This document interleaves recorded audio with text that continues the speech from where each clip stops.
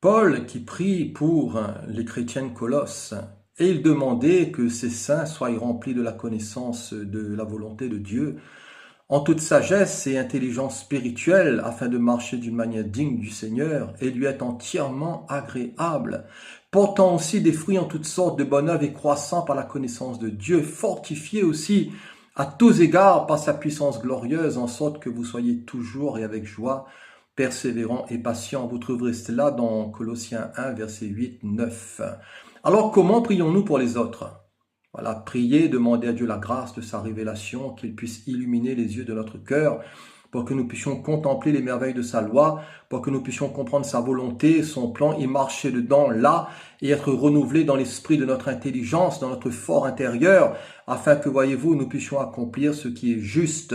Alors la connaissance doit produire aussi une vie transformée, pour marcher d'une manière digne du Seigneur, dira l'apôtre, et lui être entièrement agréable. Alors c'est ce que Paul dira aussi aux Éphésiens. Je vous exhorte donc, moi, le prisonnier dans le Seigneur, à marcher d'une manière digne de la vocation qui vous a été adressée. Voilà, dans la douceur, la patience, vous supportant les uns les autres et vous efforçant de conserver l'unité de l'esprit par le lien de la paix.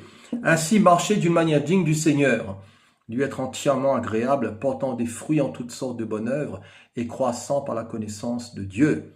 Quel magnifique programme! Alors, portant des fruits, la Bible nous dit concernant celui qui a reçu la semence dans la bonne terre, c'est celui qui entend la parole et qui la comprend. Il porte du fruit et un grain en donne 100, un autre 60, un autre 30. Alors que le Seigneur nous aide aussi à porter du fruit et à rejeter toute forme de malice et de ruse, de dissimulation, l'envie, la médisance, et à désirer comme des enfants nouveau-nés le lait spirituel et pur, afin que par lui nous puissions croître pour le salut, si bien sûr nous avons goûté que le Seigneur est bon, et il est bon. La force nous vient aussi du Seigneur, et au verset 11, il est dit fortifié à tous égards, par sa puissance glorieuse, en sorte que vous soyez toujours et avec joie persévérants et patients. Alors la patience dans le Nouveau Testament, c'est le trait caractéristique d'un homme qui ne dévie pas de son but, délibéré et de sa loyauté à la foi et la piété malgré les plus grandes épreuves et souffrances.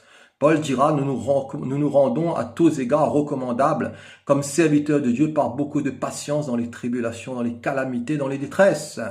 Dans Hébreux 10, 36, il est dit, car vous avez besoin de persévérance, afin qu'après avoir accompli la volonté de Dieu, vous obteniez ce qui vous est promis. Alors sachons par la grâce de Dieu et l'aide de l'Esprit endurer avec sa force, persévérer et être patient, constant et nous préparer à son retour.